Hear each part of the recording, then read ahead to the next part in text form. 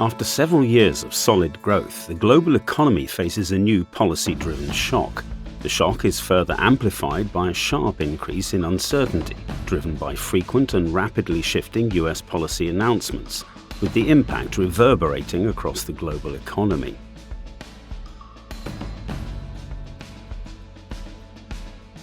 Tariffs were enacted higher than expected.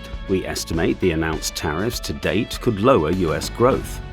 Recession models are not yet sounding alarm bells.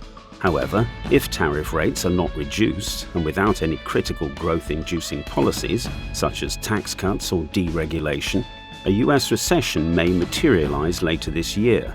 Robust household and corporate balance sheets suggest a mild, short-lived recession at worst.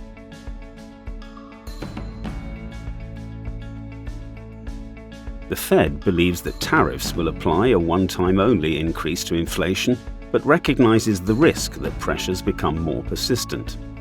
However, the Fed would prefer to wait until there is policy clarity and a clear vision into the economic outlook.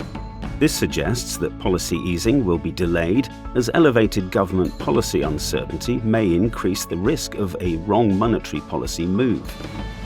However, softer growth will exert downward pressure on inflation in the medium term, and inflation expectations remain anchored. We expect 3 to 4 rate cuts this year, but the path to easing has become narrower and more uncertain.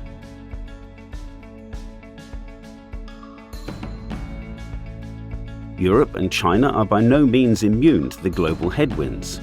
China is likely to introduce monetary and fiscal stimulus to offset the impact of the tariff. This may help cushion the hit to export growth by boosting domestic consumption. Markets also expect several cuts from the European Central Bank. Whether Europe and China can deliver sufficiently in the face of the global growth risks play a crucial role in determining the trajectory of US exceptionalism. It's important to note that the rise in perceived US recession fears and concerns about the US's reliability as a trade and security partner have contributed to this shift.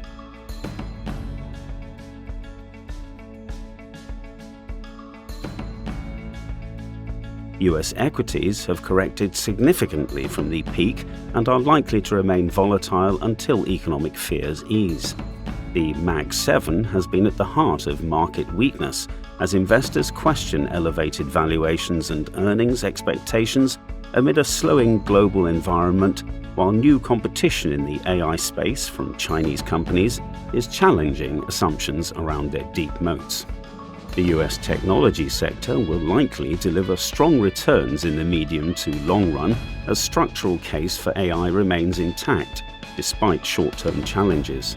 Defensive sectors and companies with strong cash flow remain relatively attractive. Valuation differentials have narrowed, highlighting the value of global diversification. The US and European valuation appears expensive historically, but US valuations are less expensive compared to the beginning of the year. China still looks cheap relative to the broader market, but its strong performance means that its valuations are in line with historical average. Japan looks historically cheap. India's valuations are less stretched than earlier this year, and pullback in India equities may provide good entry point to India's structural demographic advantage, as foreign selling and earnings downward revisions are expected to bottom out. US Treasury yields will likely remain range-bound as market tries to assess inflation and growth impact of US policies. However, any persisting US recession fears should move yields down. Credit spreads have widened sharply, particularly in high yield. If the US can avoid recession, defaults are unlikely to spike and spread widening should remain relatively contained. Investors may focus on high-quality credit. Indeed, investment-grade credit remains a relative haven among risk assets, and fixed income can provide stability and income in portfolios in volatile times.